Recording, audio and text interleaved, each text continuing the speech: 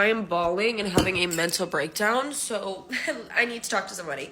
And everybody's pissed me the fuck off, so now I'm talking to y'all. I feel like the one thing that is not talked about enough with being a single person is just getting no help. And like at one point, like you do just start to crash out. Like literally, I was just sitting, I was like, oh my god, like I'm losing my mind. I've been needing to like pack up all my Valentine's Day decor, and I did it. Okay, I packed it all up. Now I can't lift the boxes. Like I physically, it just makes me want to cry.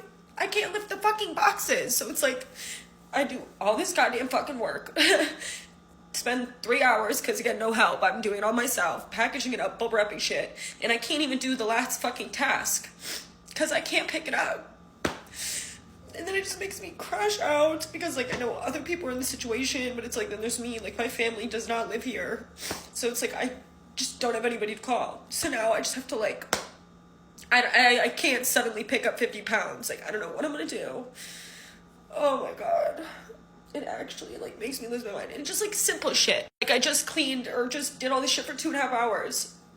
Now it's like I need to get groceries or I need to get, it's just like 24/7 full on. There's just no help. There's just like no help.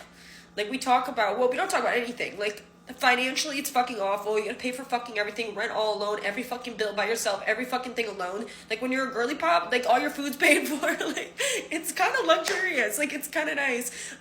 No, not anymore. It's just like time, like the fact there's just no assistance, and I feel like I just don't have enough hours in the day. Like my own day-to-day, I have like 20 tasks to do, and that's nothing to do with like maintaining my home. And then if I just add those, we're at like 50, and then I cry. So I'm about to drag boxes down 2-3 hallways to my garage. Because like, what? So I don't know.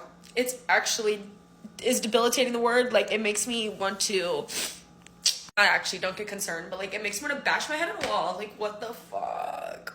Oh. Yeah. Need to let that out. Women are baffled that men would rather hang out with a dog than go on dates in 2026.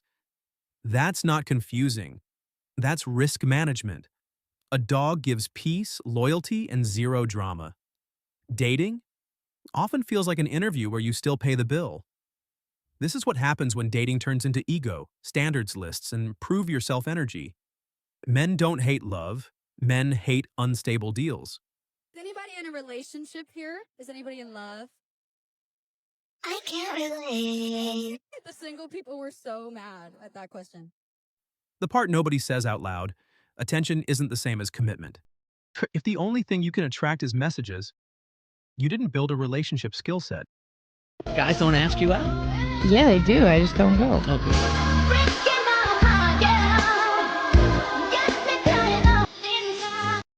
Men watch this and think, I'm not signing up to be a therapist on a first date. That's why the dog wins. Peace is simple. Your last breakup, was it your fault or theirs? It was my fault because I was still in love with my ex-boyfriend. I wanted to get back with him. I just saw him, well actually she saw him here, and I was like, John, I want to get back with this boy. Like, you know, we were together for like 4 years. I'm not feeling you, so I'm going to go back to you. And then, yeah, and then I was just like, do you know what, I'm in love with my ex. I told him that was the reason. How did you feel when you realised that you were still in love with your ex then? Really sad for some reason. Like, I was like crying for like months before because I knew I wanted to. I was just thinking, how am I going to break up with my guy? I was just like crying all the time. I was like, this is awful. I need to get back with him. Like, when everything's sorted out and like everything's settled, the best. What would you say to other people that find themselves in a similar situation that you did? Don't wait, like just do it straight away because it's so much better. Like initially it's like really daunting, but just do it and your mind will just feel so much clearer. You'll just feel better. It's just so much better just doing it straight away. Regret is real. But here's the lesson. If you treat a good man like he's replaceable, eventually he agrees with you. When they left you, you may have been hurting. You may have been begging. You may have been pleading, crying. You may have been carried away with your emotions. They may have left you at a time when you could not see your life without them in it. And perhaps you would have done almost anything to get them back into your world at that time. But wait. Just you wait until they see the healed version of you. Wait until they get a load of the new person that you have become. The one who no longer begs for their attention. The person who has pulled themselves up by their own bootstraps. The person who has done the really hard work to not only get past this breakup, to not only survive getting dumped, but to now thrive and bask in the reality of your own success in finally recognizing your own worth. When you go from being willing to do anything to get them back to no longer needing them in your life, something flips and it gets noticed. If you don't think that's attractive, you're kidding yourself. If they dumped you when you were willing to give them everything just to be with them, make sure you understand that if you work hard and you stay in the game, that they will have something to regret when all is said and done. Remember, the higher you climb, the better the view. Let me encourage you to climb higher because you deserve to be happy. This is why men stop trying harder. They learn effort doesn't guarantee respect, so they redirect effort into themselves. And yeah, sometimes into a dog.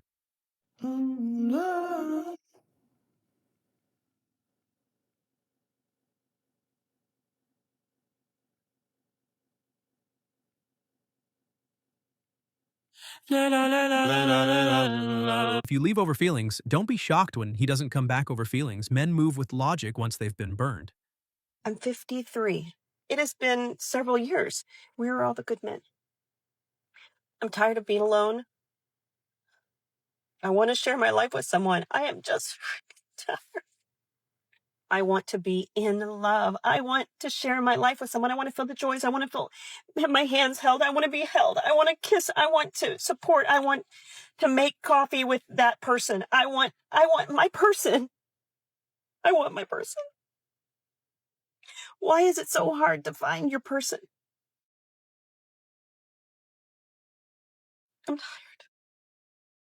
Where are all the good men? They're where it's quiet. They're where they're appreciated. And if they don't feel appreciated, they opt out. I hear a lot of women say things such as, where are all the good men gone? Or that they want to be in a relationship with an awakened masculine man. And this is great. But the reality is that you are not going to attract a man like that in your life unless you are at his level. And when I say at his level, I don't mean financially, I don't mean employment status, I don't mean looks. I mean at his level, at his frequency, his energetic frequency. An awakened masculine man has done the work. He is at a level where he is comfortable in his skin. He is driven with purpose, and he is only going to look at or embark on a relationship with a woman who has done her own inner work, who has tended to her ancestral and generational wounds, who is comfortable in her feminine energy. An awakened masculine man will not just settle for any type of woman. He will look and find an awakened feminine woman. The dating pool didn't disappear. The tolerance for drama disappeared. Men are done paying premium prices for basic connection. I often get asked, where are all the good guys? There are no more good guys out there. Good guys don't exist. This is becoming a bit of a theme lately. Now, as a psychotherapist, I can confirm that there are many great guys out there. I've had them sat in my office and I have worked with them. The problem is the great guys, the good, kind, caring, authentic guys, tend to get caught up in toxic relationships, often with narcissists. So these guys are difficult to track down because they've often been pinned down and they've been so abused that they're not able to get out of that relationship and understand and get into a healthy relationship. These guys do exist, but sometimes, ladies, you've just got to be patient. When even therapists are explaining the same pattern, take the hint. Healthy relationships reward consistency, not testing, games, and prove your worth. I'm going to say it, and you're not going to like what I have to say. You're not going to like it, man. You're not going to like it. Where are the real men at? I'm sick of it. They don't make men like they used to. I'm gonna say it loud and proud, because tell me why men these days, they don't want to do an oil change. They don't know how to change a tire. They don't know how to do anything. If Google doesn't know, babe, they don't know. Tell me why my dad knows every single thing to do with his hands. I could ask my dad to literally build a bridge for me to get to the other side of the road. That man will do it within 1 hour. You ask a man this day and age, hey, can you tell me how to check my tire pressure? Yeah, let me Google that. What do you mean you have to Google it? What do you mean you have to Google it, man? What do you mean? You are a man. This is what you're built for, babe. This is what you're built for, and you don't even know how to check my tire pressure. Please. I'm sick of having men that don't know how to literally use their hands. I'm sick of it. Be a man! Men hear this and think, so I'm competing with your lifestyle, your ex, your standards, and your trauma, and I still have to lead? That's why the dog looks like a better deal. What part of no don't you understand? Understand. I want a man, not a boy who thinks he can. Wanting a man isn't the problem. Wanting a man while treating men like they're disposable, that's the problem. Don't give up, keep fighting. As a man, our sun is our horizon, and our father's actions play a role, and we end up like them. So they can't let us see them hurt, cause we'll embody what they do and start a generational curse. No wonder most men are so depressed, all the things that they can't express. They go to war, get thrown on the shelf, then go back to war with their mental health. Then grab that bottle and ask for help, try to pull themselves out of hell, then fall back down and then realize that they're gonna have to do with themselves. It's the circle of life. As a man you provide. They don't know what you're worth till the day that you die, and that's when they start crying. Then move on to a man to confide in. That's why we feel we can't hide ourselves. We can hide us.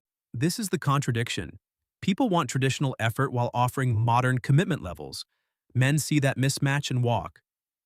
And on today's episode of Another Woman That Has Now Regretted Her Divorce. Let's go. Hey, it's Jenna. Recently divorced and kind of figuring out this new way of life. I was married for 23 years and with that person for 3 years prior. So for a total of 26 years of my life, I have been out of the game of dating, making friends, going out, and stuff like that as a single woman in her 40s. Yeah, I'm 47. So I've raised children. My children are adult children now. And it's kind of interesting because it's so lonely at this stage in life after divorce, especially with older children, because you make all your friends when they're younger, or at least I did. I met my friends mostly through my kids' activities. I was a stay-at-home mom, and I took them to practices. I went to school, all that stuff. Hey, it's me, Jenna. Recently divorced and trying to survive this year. I'm gonna be honest. The random things that trigger me are the craziest things. I'm sitting in my car, literally sitting in my car, trying to pull myself together because I did what any mom does, and I pulled an emergency drive to my daughter because she needed something, and drove an hour because she's at college to drop something off, and was just so thankful that like I could do it for her and fit her in my schedule. And the littlest thing she said just triggered me, and this is the second time in a week that my child has triggered me without even meaning to. So we're getting ready to leave, and she's like, well, I'll be home because I'm going to be at the Clemson Notre Dame game because Dad's going to take us all. You think that's nothing, right? Like nothing, right? And it instantly, like she instantly saw a switch in me, and she's like, what's wrong? And I'm like, nothing, because, you know, I don't talk about that stuff. I don't want her to worry. So last week she says, oh, well, Dad said for Christmas we're going to go to Gatlinburg and be there for the holidays and do Dollywood. That man never once ever went to Gatlinburg or Dollywood ever in his entire life before he met me. That was where my family always went. I'm from Tennessee. That's something we always did. It was a bonding thing. And now that's what he's trying to do. It's like he's taken every single tradition I've ever done and now turned it into his. everything I've ever done. Now I find myself triggered because during the hardest time of my year last year, of me literally trying to stay alive, me dealing with all the craziness of my ex, the lying, the alienation, him calling me a whore, him having my children call me a whore. Why? Not because I did anything bad, because I wore spaghetti straps and all that. And the only way that he could use my children against me was to say I was on social media. I'm a photographer. I make silly TikToks. Honestly, I'll probably progress more with my TikToks because at first they were just pictures. But the more I was stressed, the more I hid in myself, the more I tried to survive, the more I took refuge in TikToks and finding stuff that, resonated with me. And honestly, it's the way I realized what a covert narcissist was, or how bad my abuse was, or mental abuse, or financial abuse, and all that stuff. Like, literally, TikTok has saved my life in so many ways. Who would think, Mom, we're going to Gatlinburg for Christmas, would trigger me? This man's had at least 3 vacations in the past year to like really nice places with my children. At least 3 that I know of, because he has them lie to me. He has them outright lie to me about so much stuff. So who knows? God knows what they've done. And then the holidays and all that. Now my triggers are, he gets to just go and take my kids to the Notre Dame and Clemson game. I wish I could do that. I can't afford to do that. Why? Because he screwed me. He lied about owning a company. And there's ways to prove it. I'm trying to be happy and show my kids that like life can move on, but the triggers, the random fucking triggers that have me sitting in a Quick Trip parking lot trying not to cry. Why? Because my ex has so much money. He makes more than $18,000 a month easily, or at least he did. He made almost $1 million the year before we divorced and then lied about it. He has all the money at his fingertips to do whatever he wants, to buy my children, take them on trips, take them on vacations. Why I literally have the bare minimum to pay my bills, on top of trying to restart a career because it was a hobby, because I was a stay-at-home mom. And now I sit here with the triggers. A fucking trigger because he's going to the Clemson Notre Dame game with my kids. I can't just randomly afford that. Hell, I can't even get them all in the same room at the same time. So I sit here. And I'm going to get through this trigger. I'm going to suck it up, buttercup. So let's just be real here. And move on. But it's not fair. Like, it's not fair. I'm pissed. Divorce regret always sounds the same. I didn't think it would be like this. Yeah, choices have interest rates. The more baby appointments I go to by myself, and I have a lot of them because I'm a high-risk pregnancy. I've had a few hospital stays and scares. I've had to transfer my prenatal care across the country in my 3rd trimester. And the more I go to these appointments alone, the more I keep realizing how heartless you have to be to put a woman who loves you through this alone. I'm never gonna understand. I didn't deserve to do this alone. I don't deserve to sit there by myself. And I'm tired of looking over on the bench and no one's there for me. I'm tired of the stares I get in the waiting room with all the other couples. I'm tired of feeling scared by myself. I'm tired of planning a birth by myself.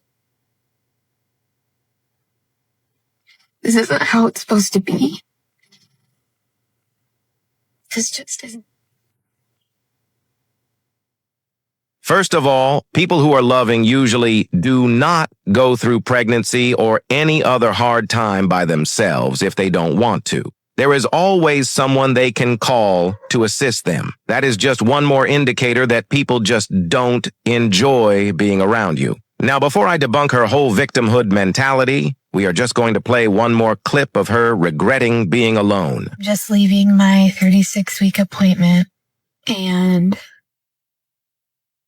it's still a little early for baby to be born, but if I could guarantee he'd be happy, healthy, and perfect, I would start praying he was born any day now, because if I have to walk into this office by myself one more time and see all the other husbands and fathers with their arm around their wife and their hands on the belly, feeling baby move, while I sit there by myself, I'm just going to lose it.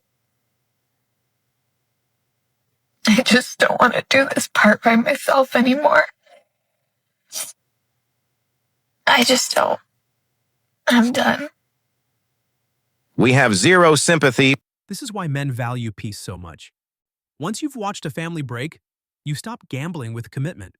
How do you know when to let go of a relationship? We don't have 1,000 lifetimes to run the experiment over and over again. So in a world where we only have a few years, you have to be careful where you spend those years and how you spend those years. And we have to decide what's an amount of time that I can give to this relationship to find out whether it's right. I heard someone once quote Christopher Hitchens, who said, in life, you have to choose your regrets.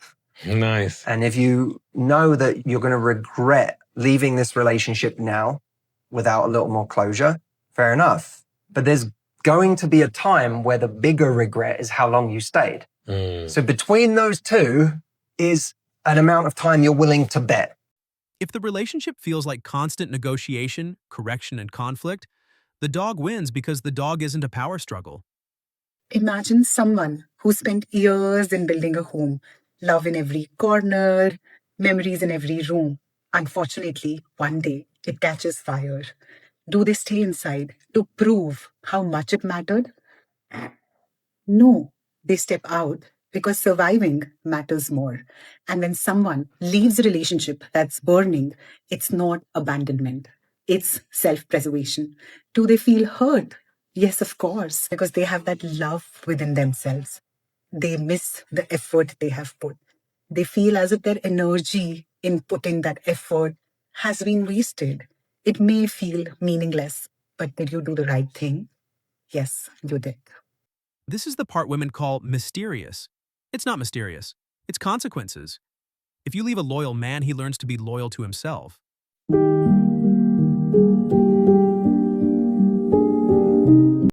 Regret isn't punishment, it's information. The dating market is teaching people what actually matters: respect, peace, to cooperation. Is there ever a point at which people don't look back and wonder? You wonder if he's going to wonder? Or do you wonder if you're going to wonder? I don't know what you're talking about. Stop wondering. Everybody misses something they left behind, even though they had to make a decision to change. Everybody always misses something they had to leave behind. I have two routes I can get to my house. One is along the ocean. The other is on roads and the freeway. So no matter which one I take, I get home pretty fast depending upon traffic. But one, I see mountains. One, I see water. No matter what you do, you're going to have to leave something behind.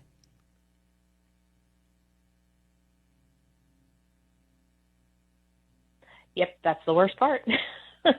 That's just life. Don't make it such a big part. Men aren't intimidated. Men are uninterested in walking into situations where they're assumed guilty, cheap, or replaceable. The dog isn't the point. The dog is the symbol. Men are choosing low-drama environments where they're valued. So, no, men don't prefer dogs. Men prefer peace. And if dating becomes stress, disrespect, and uncertainty, the simplest option wins. If you want men to show up again in 2026, make the deal make sense. Agree or disagree? Comment peace if you get it.